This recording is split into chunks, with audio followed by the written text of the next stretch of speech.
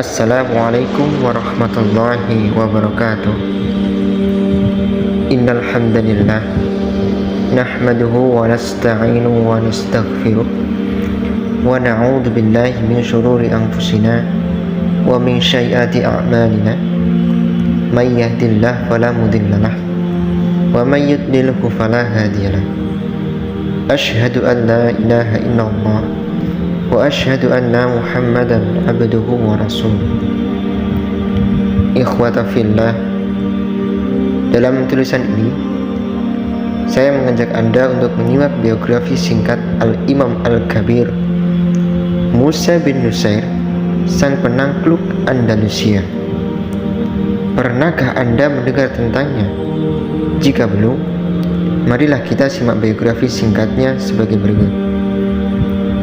Dialah Musa bin Nusair yang lahir tahun 19 Hijriah, seorang panglima yang disegani, ahli siasat dan lelaki yang bertekad bulat. Beliaulah yang memimpin armada laut kaum muslimin di zaman Muawiyah tahun 27 Hijriah untuk menaklukkan Kiprus, dan setelah berhasil menguasainya, beliau membangun berbagai benteng pertahanan di dalamnya. Al-Baghawi menceritakan bahwa Musa menjabat sebagai wali gubernur wilayah Afrika pada tahun 79 Hijriah dan berhasil menaklukkan kota-kota dan daerah yang sangat banyak di sana. Beliau juga lah yang berhasil menaklukkan negeri Andalusia, sebuah negeri di wilayah Spanyol yang memiliki banyak kota, desa, dan perkebunan. Seiring dengan masuknya Andalusia ke pengakuan Islam, beliau menawan sejumlah besar musuh dan mendapat ghanimah yang tak terhitung banyaknya dari emas dan permata yang tak ternilai.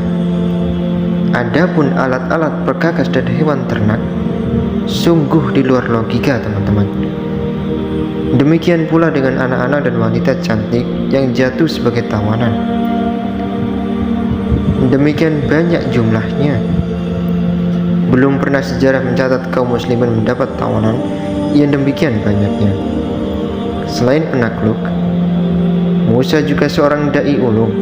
Berkat jasanya lah penduduk Maghrib atau Afrika Utara masuk Islam. Beliau juga mengajari mereka tentang Al-Quran.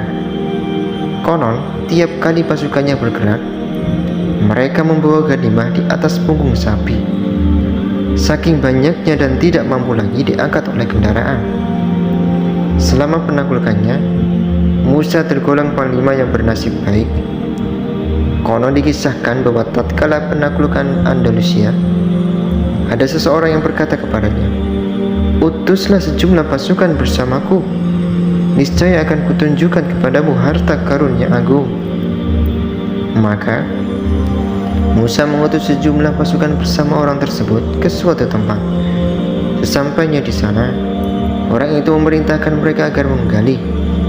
Maka mereka pun menggali hingga menemukan sebuah ruangan besar yang berisi permata, yakut, zabarjud yang membuat mereka terbelalak. Adapun emas maka tak bisa lagi diceritakan banyaknya. Ibnu As-Sakir meriwayatkan bahwa ketika Musa berkunjung ke Damaskus, Umar bin Abdul Aziz bertanya kepadanya tentang kejadian paling ajaib yang pernah dialaminya selama beberapa hari di lautan. Maka Musa mengisahkan sebagai berikut. Suatu ketika kami sampai di sebuah pulau.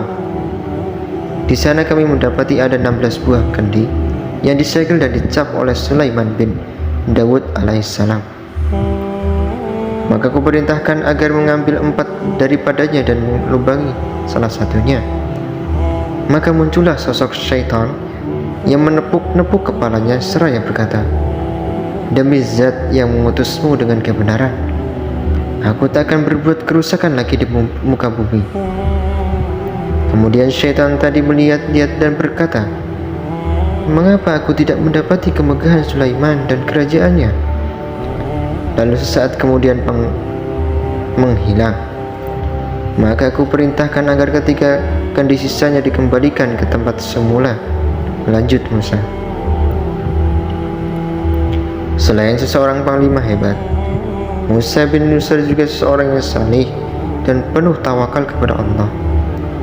Ketika Afrika mengalami paceklik, beliau memerintahkan kaum muslimin untuk menaklukkan sholat istisqa, yaitu pada tahun 93 Hijriah. Usai salat, beliau keluar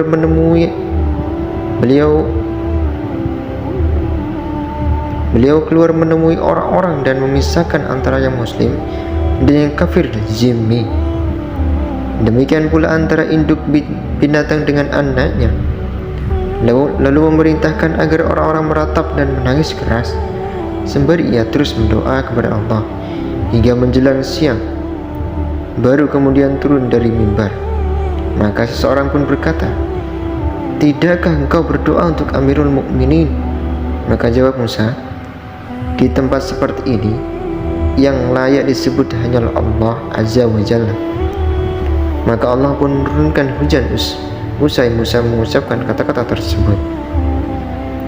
Di akhir pemerintahan Al-Walid bin Abdul Malik, Musa berkunjung ke Damaskus, ibu kota daulah Bani Umayyah. Ia masuk ke sana dari hari Jumat tatkala Walid sedang berkhutbah di atas mimbar. Saat itu Musa mengenakan pakaian yang indah dan tampil dengan sosok yang indah pula. Tatkala ia masuk masjid, masuk pula bersamanya 30 anak, putra para raja yang berhasil ditawannya, beserta sejumlah orang Spanyol. Musa memakaikan mahkota di atas kepala mereka, teman-teman, yang diiringi dengan sejumlah dayang, hadam, dan persiapan yang megah. Ketika Walid menyaksikan hal tersebut di tengah-tengah khutbahnya, ia pun diam tercengang, yaitu saat melihat pakaian sutra dan perhiasan permata yang dikenakan para putra raja tersebut, teman-teman. Lalu datanglah Musa bin Nusair seraya mengucap salam kepada Walid, sedang ia tetap di atas mimbarnya. Lalu Musa memerintahkan mereka agar berdiri di kanan kiri mimbar. Maka Walid pun menghanturkan puji syukur kepada Allah atas karunia dan pertolongannya hingga memberinya kekuasaan yang demikian luas. Ia berdoa dengan panjang diselangi puji syukur hingga waktu Jumat pun berlalu. Maka ia turun dari mimbar dan sholat bersama kaum muslimin. Usai sholat, ia memanggil Musa bin Nusair dan memberinya penghargaan besar dan harta yang melimpah. Demikian pula Musa, ia datang dengan membawa harta yang melimpah pula. Yang diantaranya ialah meja makan Nabi Sulaiman bin Daud alaihi salam. Konon di atas meja itulah Nabi Sulaiman makan. Ia terbuat dari campuran emas dan perak yang bertatahkan 3 lapis mutiara dan permata, sesuatu yang tak pernah dilihat sebelumnya.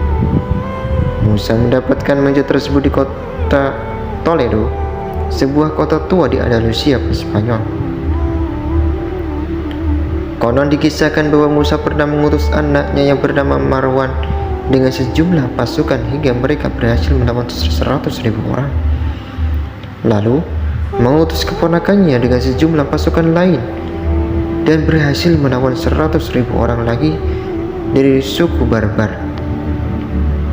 Maka ketika ia menulis surat laporannya kepada Khalifah Walid dan menyebutkan di sana bahwa 1/5 dari ghanimahnya ialah 40.000 orang tawanan, orang-orang berkomentar, "Bodoh sekali dia.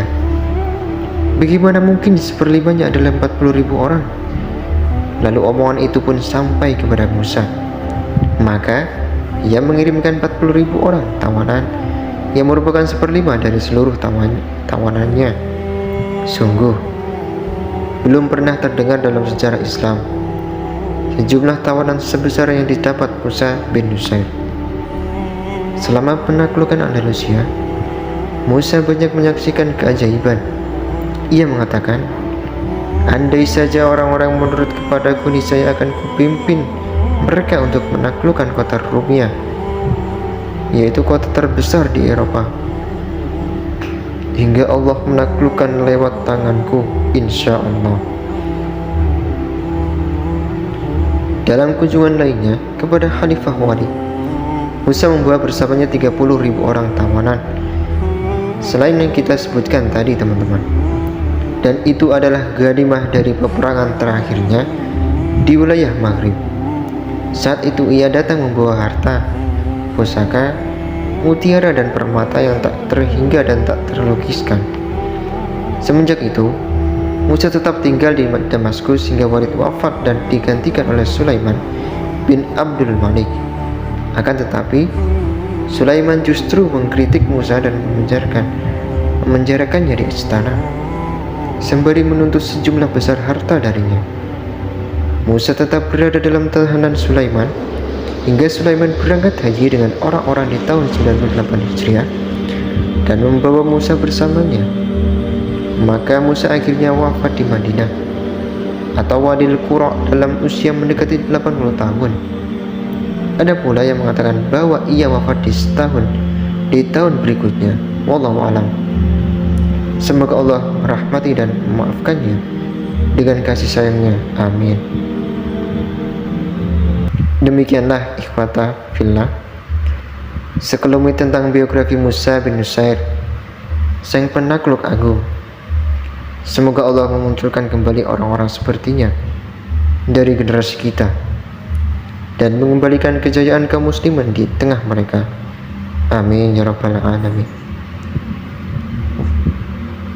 Assalamualaikum warahmatullahi wabarakatuh.